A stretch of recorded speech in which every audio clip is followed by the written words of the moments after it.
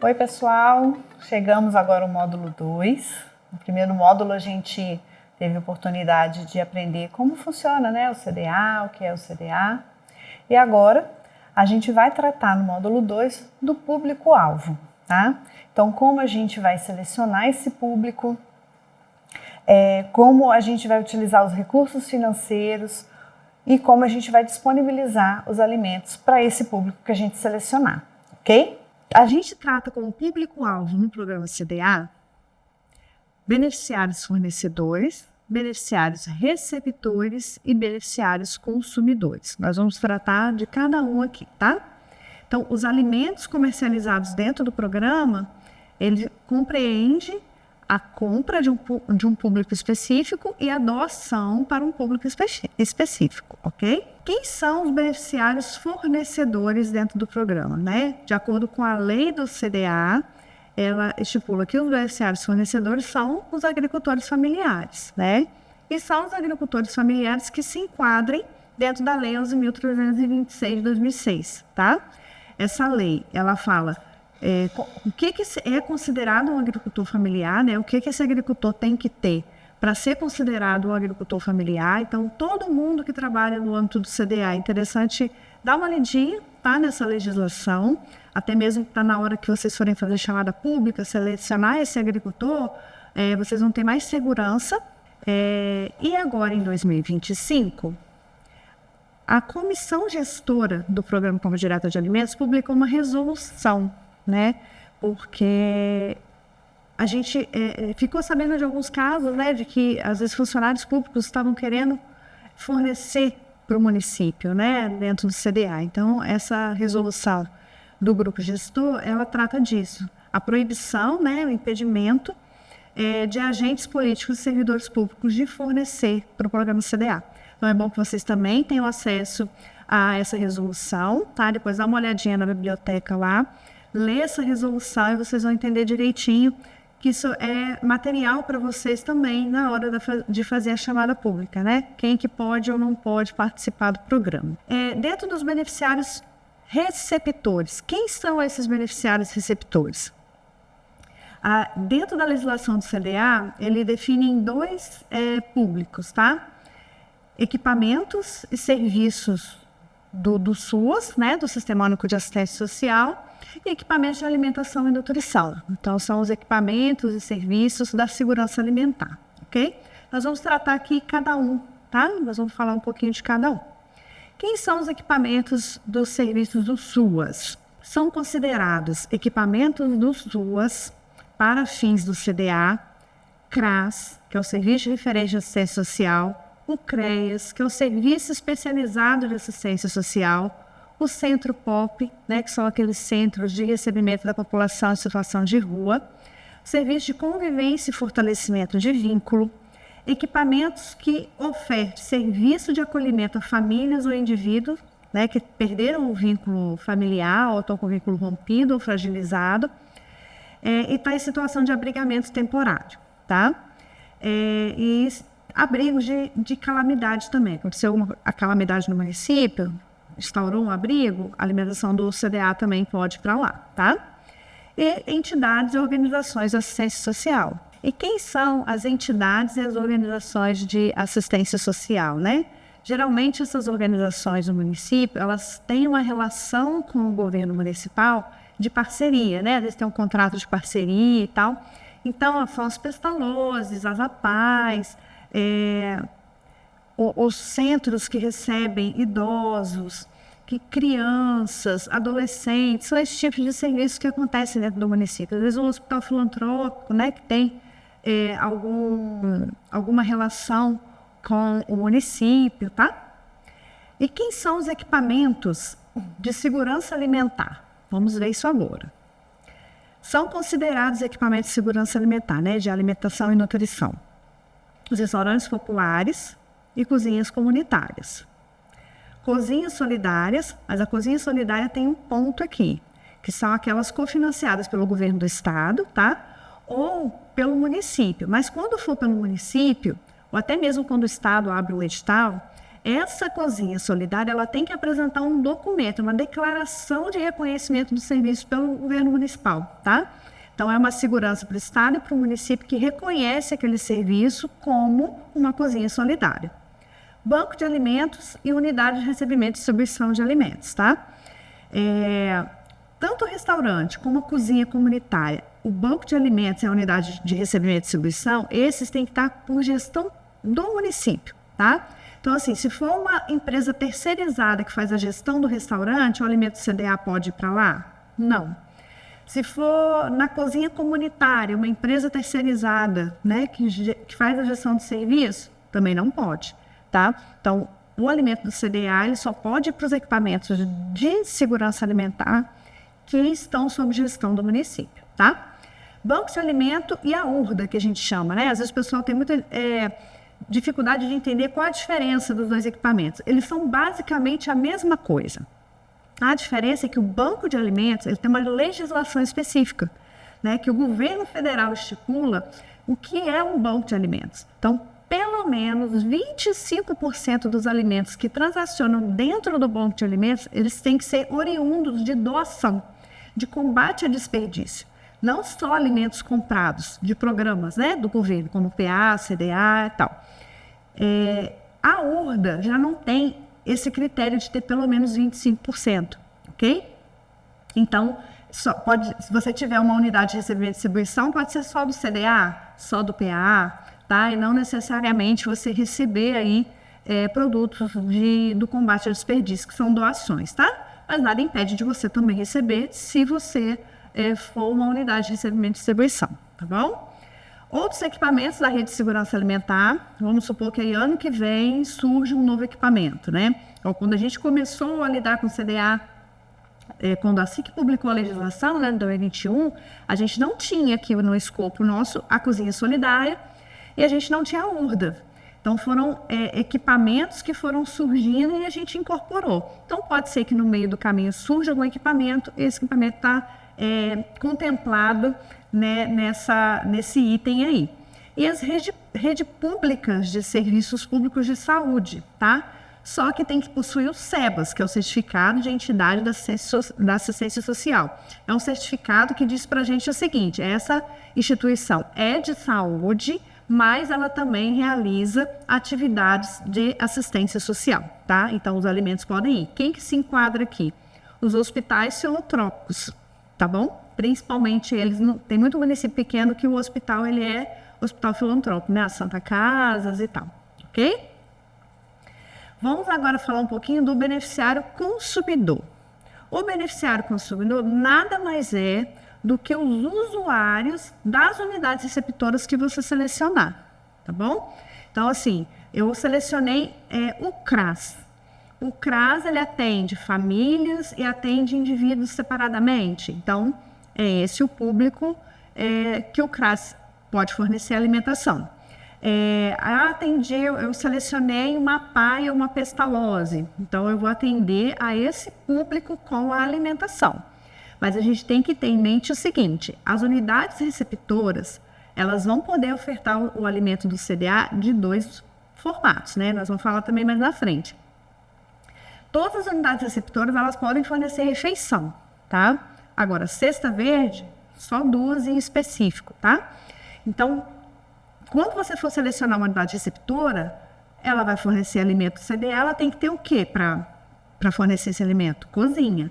Então, não adianta você pegar uma unidade receptora que não vai ter cozinha, não vai ter um lugar para preparar esse alimento de forma decente, né? De forma correta, dentro da legislação, que a legislação pede para você produzir alimentação para outras pessoas. Então, é importante vocês se atentarem nisso, porque às vezes você vai ter uma lista de um monte de unidades receptoras, que geralmente os municípios pegam a lista das unidades receptoras que estão credenciadas, né, que tem inscrição no Conselho de Assistência Social para legitimar, né? Se ela está inscrita no Conselho de Assistência, ok, ela é uma unidade receptora, é uma instituição séria, que tem CNPJ, que vocês vão precisar de todos esses documentos depois para comprovar que essa unidade receptora é uma unidade receptora séria. Então, vocês têm que atentar a isso, tá? Se não tiver cozinha, não tiver lugar para preparar, não adianta você mandar o alimento para lá, ok? os recursos financeiros do CDA, gente, como é que a gente vai fazer para acessar esse recurso? Os agricultores, eles têm que ser selecionados através de chamada pública, né, que nós vamos estar falando também mais à frente. Eles vão receber, no máximo, 2.195 VTRE por DAP, tá? Dentro da legislação do CDA está expresso esse valor. E o que é o VRTE? O valor de referência do Tesouro Estadual. Então, todo fim de ano, o governo publica qual vai ser o valor do VRTE do próximo ano. Agora, em dezembro, vai ser publicado o valor do VRTE para o ano que vem, né? Então, aí a gente já vai saber o quanto que o CDA vai pagar para os agricultores no ano que vem, tá? É esse, mais ou menos, o cálculo. O recurso do CDA, ele vem do FUNCOP, que é do Fundo de Combate à Pobreza, tá? E a gente pode comprar o que com esse recurso? Alimentos in natura, né? Que são as frutas, legumes e verduras, minimamente processados ou processados. Dentro dos recursos financeiros, para acessar esse recurso, o município ele tem que fazer o quê? Antes de selecionar agricultor, ele tem que estar adesa ao programa. Então, ele tem que manifestar o interesse de estar no programa. Então, ele vai enviar um ofício de manifestação de interesse para o Estado. Lá na página da CETADES tem um modelinho certinho, tá? O ofício, todo certinho, você só pega e põe no papelzinho aí do município, né? No modelo timbrado do município para enviar para a CETADES. Junto com esse ofício, vocês têm que enviar um termo de adesão, tá? Que também tem um padrão. O parecer do controle social. Então, assim, a instância de controle social tem que emitir um parecer. E a proposta de participação, que é um documento que vocês vão colocar uma previsão de atendimento, de número de agricultores, do perfil desses agricultores, do perfil de alimentos que vocês pensam em comprar, quais as unidades receptoras que vocês pensam em atender. Aí, a instância de controle social, ela tem que ratificar todas as informações que o município está colocando nessa proposta de participação, ok? Essa proposta de participação, né, a adesão, essa etapa ela acontece de 5 em 5 anos, como a gente viu lá no módulo 1, tá bom? Então, vocês vão enviar de 5 em 5 anos. As etapas anuais, vocês vão ter que enviar o seguinte: na adesão, eu fiz adesão e vou iniciar um plano de trabalho. A etapa anual é a renovação desses planos de trabalho, tá? Então, finalizou um plano de trabalho, eu vou solicitar outro plano de trabalho. Então, quando eu chego assim, 70% de comercialização do meu primeiro plano de trabalho, de pagamento, né, do plano de trabalho, eu já posso solicitar um próximo. Por quê? Eu já vou caminhando com aquele segundo plano de trabalho, para quando eu finalizar o primeiro, eu já estou com o segundo ali, no jeitinho, terminou um, eu já começo o outro, para não dar um espaço muito grande entre a comercialização de um e de outro, ok? Na seleção do público-alvo, nós vamos tratar da como você seleciona o beneficiário fornecedor, o receptor e o consumidor. Os beneficiários fornecedores, a gente tem que fazer uma chamada pública, tá? A chamada pública consiste do município publicar um edital, né, na página lá da CETADES, tem uma minuta de edital. Não é porque a CETADES colocou lá uma minuta que tem que ser exatamente do jeito que está lá, tá, gente? É uma minuta, o nome já diz. Vocês podem adequar essa minuta à realidade do município para poder fazer a chamada pública de vocês, tá? Essa chamada pública, ela tem que conter as informações do plano de trabalho que foi aprovado, tá? Então, se fizer adesão, a adesão ela vai resultar num plano de aplicação. Esse plano de aplicação vai ser aceito dentro do sistema e esse plano de aplicação abre um plano de trabalho para vocês preencherem. Todas as informações que vão para a chamada para selecionar os agricultores tem que estar dentro desse plano de trabalho, tá? O agricultor, para participar, tem 2 critérios. O primeiro, de elegibilidade. Então, se ele não atender a esses critérios de elegibilidade, ele não pode participar do programa. Atendendo de elegibilidade, o município tem que se atentar para os percentuais de priorização de atendimento, ok? Vamos ver agora quais são os critérios de elegibilidade. Prioritariamente, atender famílias compostas por no mínimo 2 pessoas. Aí você pode falar, olha, mas chegou aqui um agricultor, que ele era casado, mas a esposa faleceu, ou a esposa, que o marido faleceu e ela está sozinha, ou é uma pessoa que é solteira e mora no campo. Ela não pode ser atendida? Ela pode ser atendida, tá? Só que aí você vai dar prioridade a famílias mais numerosas, tá? No caso de um empate, alguma coisa assim. Mas ela também pode ser atendida, tá? Famílias unipessoais, tá bom? Pessoas inscritas no cadastro único, tá? Então, assim, todos os agricultores que vão fornecer para o CDA têm que estar inscritos no cadastro único. Ah, não tem como que eu chegar lá, a pessoa não quer fazer o cadastro do agricultor. É só informar na central do cadastro único do seu município que esse agricultor vai estar fazendo a inscrição no cadastro único para participar de um programa de compra de alimentos, tá? O CDA, ele tem um convênio, né, digamos assim, com o cadastro único, né? Tem um termo assinado de que a gente pode fazer o cadastro desses agricultores dentro do cadastro único. Isso não quer dizer que ele vai receber benefício, gente, tá? Pode até acontecer do agricultor chegar lá, a renda per capita dele, em relação ao número de pessoas da família, ser baixa e ele poder receber um benefício, né? Mas na maioria das vezes não é assim. Até produtores de agroindústria, né? Que tem agroindústria, que tem uma renda um pouco maior, eles também têm que fazer essa inscrição, tá bom? Então, todo mundo que for participar tem que estar inscrito e manter o cadastro atualizado, tá?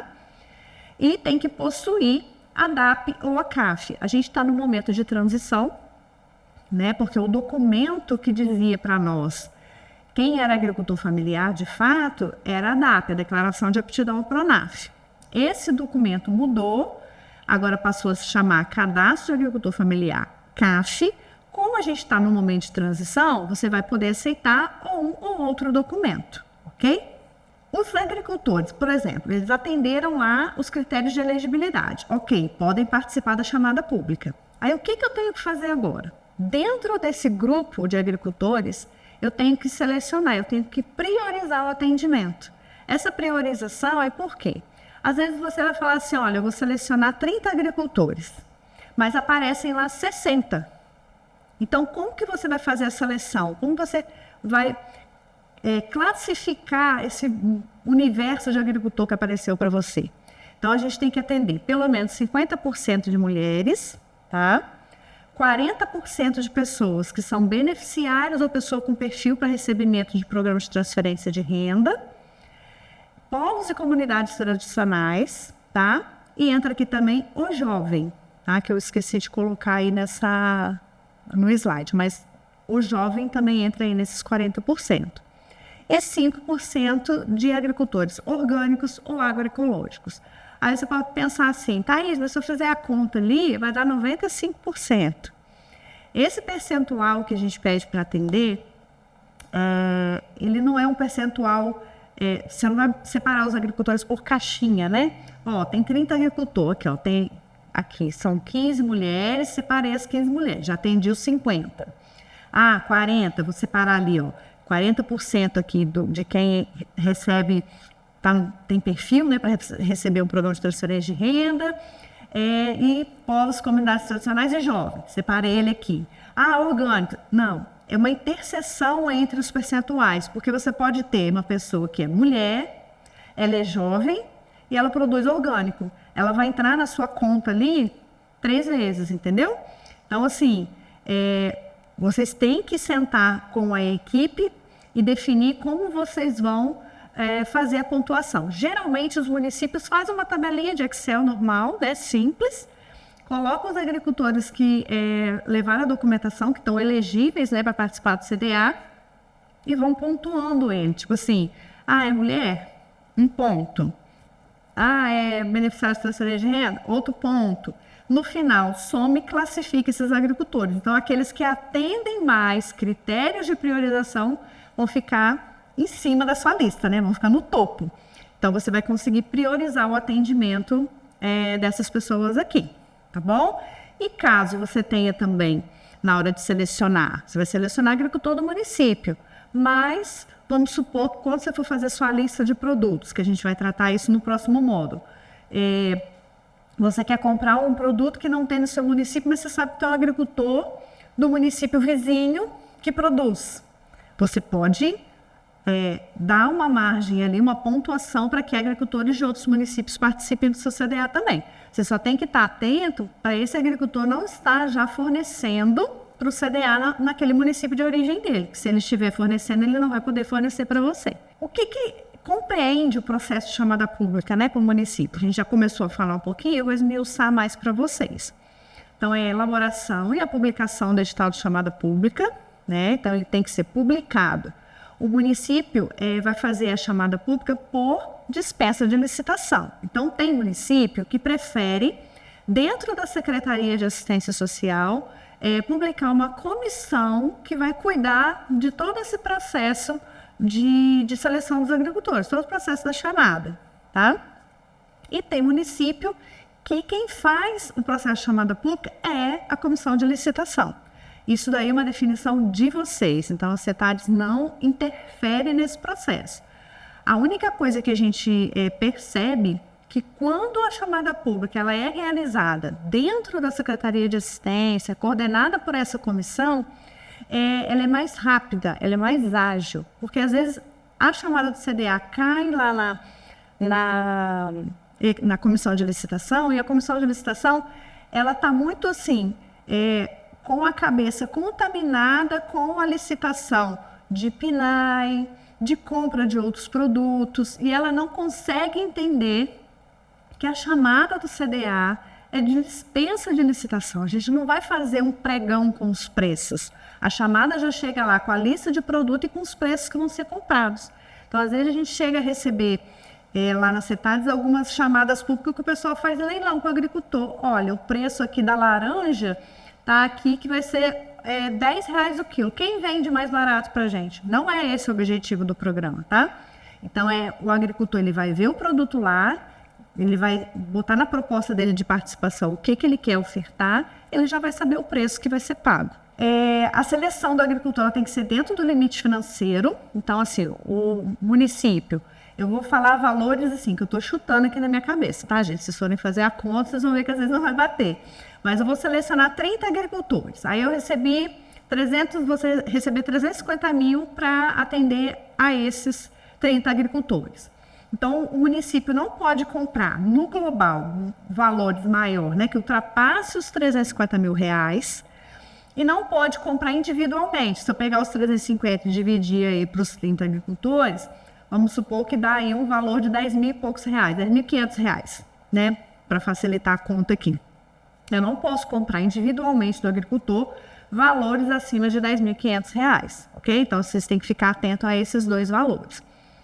Fez a chamada, selecionou os agricultores, você tem que homologar o resultado final dessa chamada. Você tem que publicar esse resultado, né? A lista, olha, foi selecionado 30 agricultores e põe o nome dele de cima para baixo, assim, na classificação que você fez da priorização.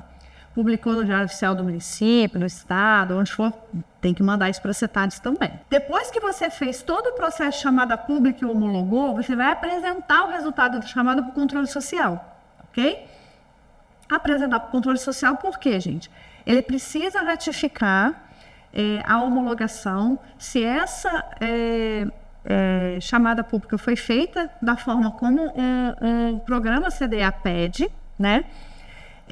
Ratificar a seleção desses agricultores e a definição das unidades receptoras. Mas você vai falar assim, Thaís, mas ele vai ratificar a unidade receptora aqui, mas ele não fez isso lá atrás, quando a gente apresentou o plano de trabalho para ele?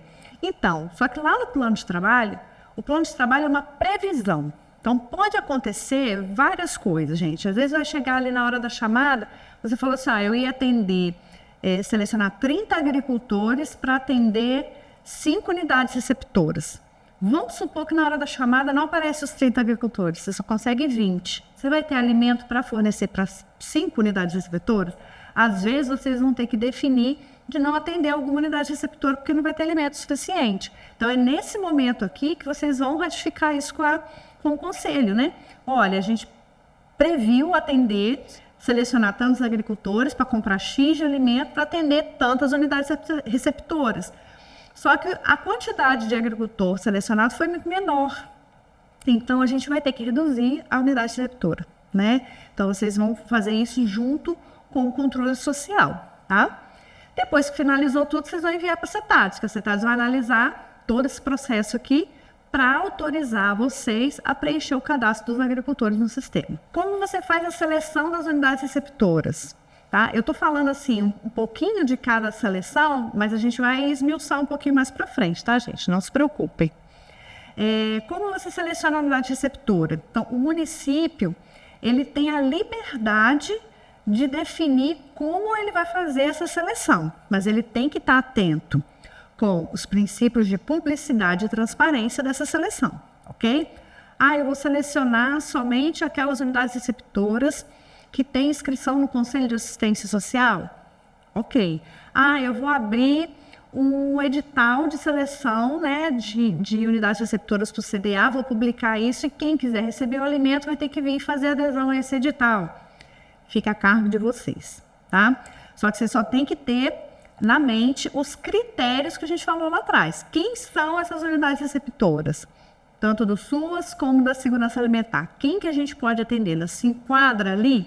Se não, vocês não vão poder atender. E o beneficiário receptor que foi selecionado, né, que o conselho deu o ok para aquela unidade receptora, ele vai ter que ser cadastrado dentro do sistema, né, do CDA. E depois que você preencher o cadastro dele completo, ele vai ter que te fornecer várias informações que estão lá no cadastro. No site da CETADES, né, em anexo ao manual técnico, tem um resumo, né, das perguntas que você tem que fazer para essa unidade receptora. E ali você vai emitir um termo de adesão. O termo de adesão é um compromisso da unidade receptora com vocês e com nós, e com a gente aqui do Estado, né? Lá vai dizer as obrigações deles, né? Toda a documentação que eles têm que disponibilizar. Vocês vão mandar esse termo de adesão emitido no sistema para a CETADES, junto com o CNPJ da unidade receptora, tá? E o RG e o CPF, né? Os documentos pessoais do responsável dessa unidade receptora, tá? A pessoa que é responsável por coordenar, que é o diretor, que é o presidente dessa unidade receptora aí, ok?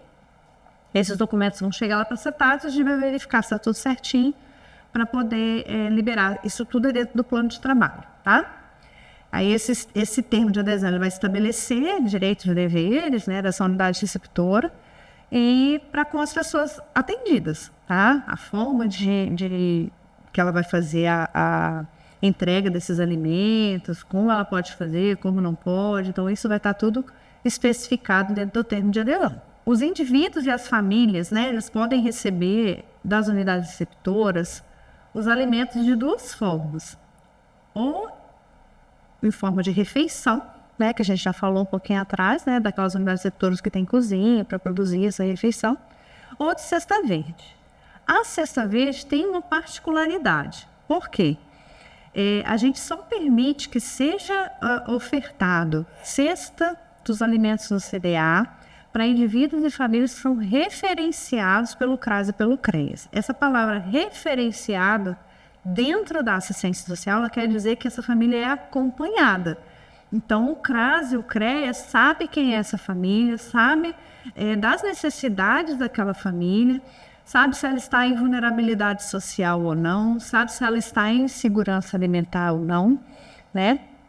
Nos últimos 2 anos agora, o Cadastro Único, ele está recebendo dados de uma triagem nutricional que é realizada pela saúde. Então, todas as pessoas que acessam o serviço de saúde, na hora que vai preencher o cadastro dele lá, faz 2 perguntinhas que são relacionadas com a questão da segurança alimentar. Se a família tem alimentação, não tem. Então, são 2 perguntinhas que são feitas. Se a pessoa responde não para aquelas 2 perguntas, isso identifica aquele indivíduo como em risco de insegurança alimentar.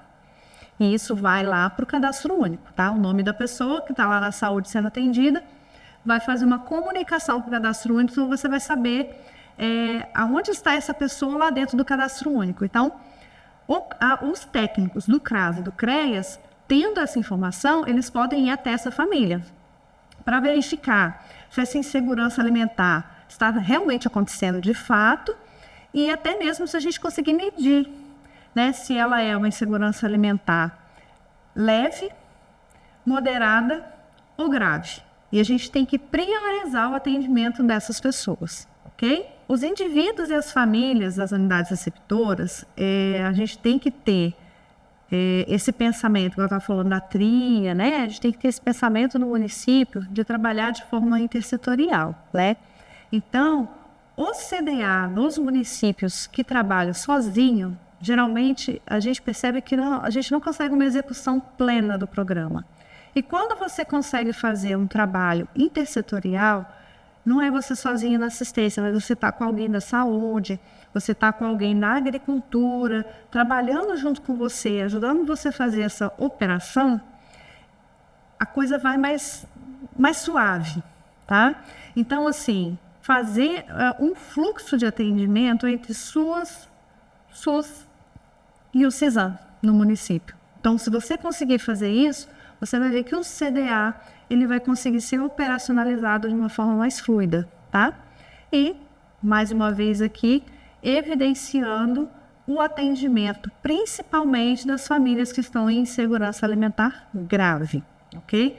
No site do Ministério também tem o CADINSAM, que vocês podem fazer uma busca lá e dar uma olhada nos bolsões, né, de onde estão essas pessoas com insegurança alimentar grave no seu município, ok? Bom, gente, aqui nesse módulo a gente falou um pouquinho, né, do público-alvo, de como selecionar esse público, quais são as priorizações que a gente deve dar, como que a gente utiliza o recurso do CDA, como que acessa esse recurso para atender esse público. E agora a gente vai passar para o módulo 3, tá? Espero que vocês tenham gostado, vocês tenham entendido. Dá uma olhadinha na biblioteca, em todas as legislações aí que eu citei, tá? E depois a gente vai falar, no último módulo, a gente vai mostrar essas coisas acontecendo na prática, tá? Dentro do sistema mesmo, ok? Até lá!